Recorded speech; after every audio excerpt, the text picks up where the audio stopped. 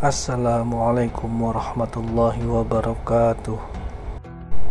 Syukur alhamdulillah kita berjumpa lagi di channel At-Tazi.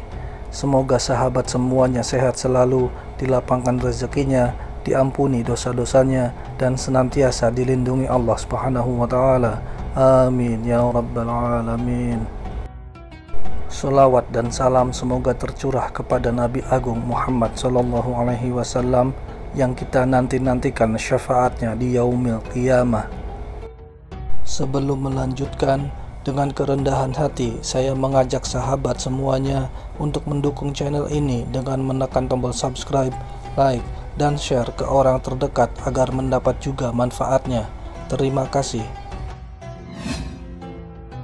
Sahabat beriman yang dirahmati Allah, setiap makhluk hidup di dunia ini sudah pasti akan mengalami dan merasakan kematian, karena kematian merupakan akhir dari perjalanan hidup manusia di dunia dan menjadi awal kehidupan sebelum kelak hidup di akhirat. Sebagai umat Islam, hendaknya kita mempersiapkan bekal berupa amal kebaikan agar terhindar dari siksa, baik di dalam kubur maupun di alam akhirat kelak. Sebagaimana firman Allah di dalam Al-Quran surat Al-Hasyr ayat 18 yang artinya, wahai orang-orang yang beriman, bertakwalah kepada Allah dan hendaklah setiap orang memperhatikan apa yang telah diperbuatnya untuk hari esok atau akhirat, dan bertakwalah kepada Allah, sungguh Allah maha teliti terhadap apa yang kamu kerjakan. Salah satu hal yang dapat dilakukan untuk mempersiapkan bekal di akhirat kelak adalah dengan membaca Al-Quran. Al-Quran merupakan petunjuk bagi siapapun yang membaca dan memahaminya. Selain itu, ternyata Al-Quran juga akan memberikan pertolongan di alam kubur dan hari kiamat kelak bagi siapapun yang membacanya. Al-Quran merupakan kitab suci yang diturunkan Allah kepada Nabi Muhammad SAW melalui perantara malaikat Jibril untuk dijadikan sebagai pegangan atau pedoman hidup bagi umat manusia di dunia. Orang yang senantiasa membaca Al-Quran pasti hatinya akan selalu merasa tenang dan damai, karena dia selalu merasakan kedekatannya dengan Sang Pencipta, yaitu Allah Subhanahu wa taala. Tidak hanya itu, orang yang senantiasa membaca dan memahami Al-Quran pun akan diberikan pertolongan berupa penerangan sampai ia akan masuk ke dalam surga kelak.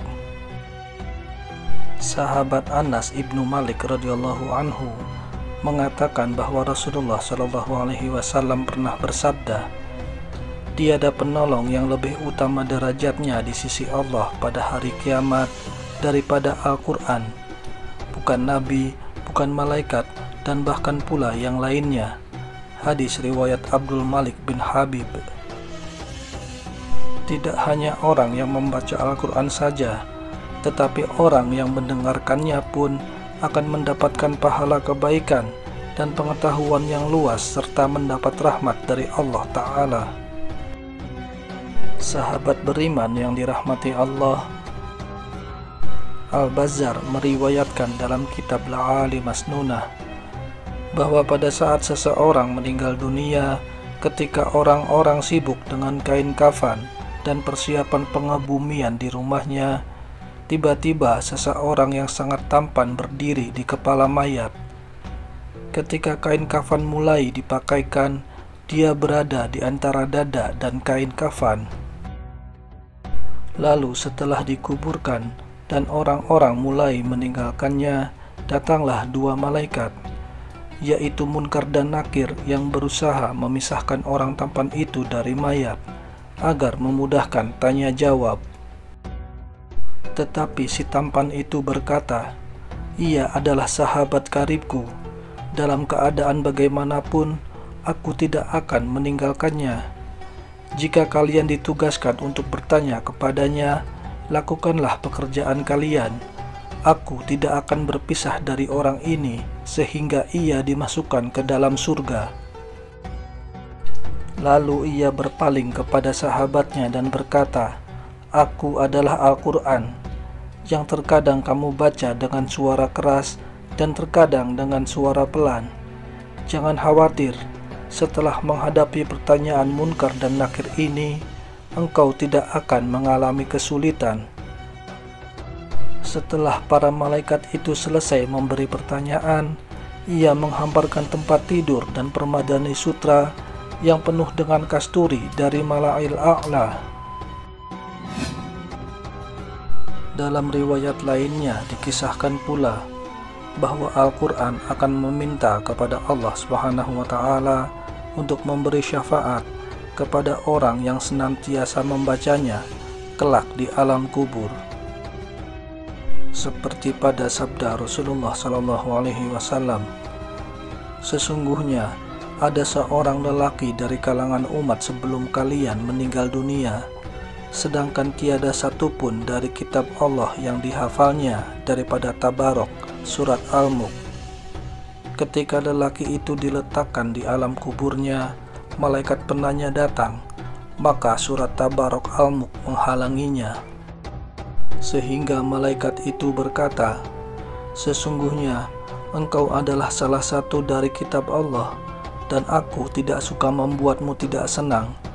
Tetapi aku tidak mempunyai kuasa bagimu bagi dia dan juga bagi diriku terhadap suatu kemudorotan dan juga kemanfaatan.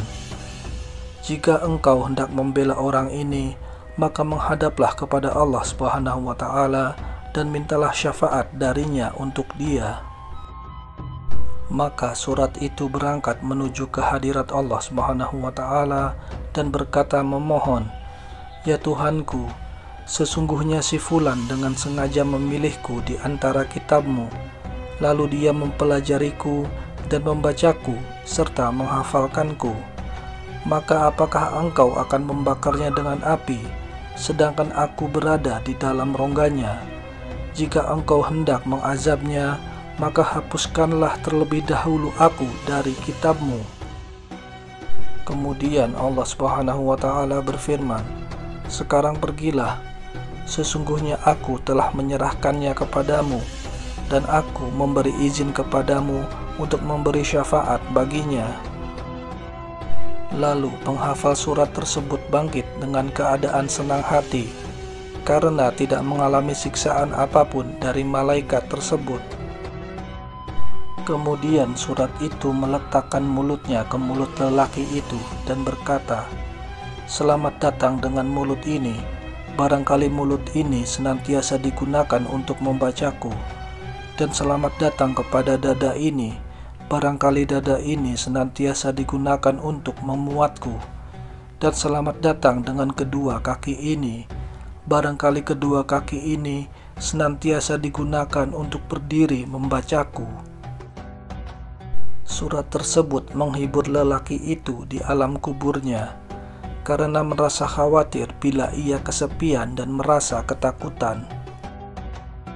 Anas ibnu Malik radhiyallahu anhu melanjutkan bahwa setelah Rasulullah menceritakan ini, maka tidak seorang pun, baik anak kecil atau orang dewasa, ataupun budak atau orang yang merdeka, melainkan mempelajari dan menghafalkannya. Dan Rasulullah memberi nama sebutan Al-Munjiyat atau surat yang menyelamatkan. Sahabat At-Tazi yang dirahmati Allah, itulah tadi penjelasan tentang pertolongan Al-Quran di alam kubur bagi siapa saja yang senantiasa membaca dan mengamalkannya. Semoga kita semua bisa membaca Al-Quran dan mengamalkan isi yang terkandung di dalamnya, agar mendapatkan syafaatnya kelak. Wallahu a'lam bishawab. Demikian yang bisa saya bagikan. Semoga bermanfaat bagi sahabat semua. Wassalamualaikum warahmatullahi wabarakatuh.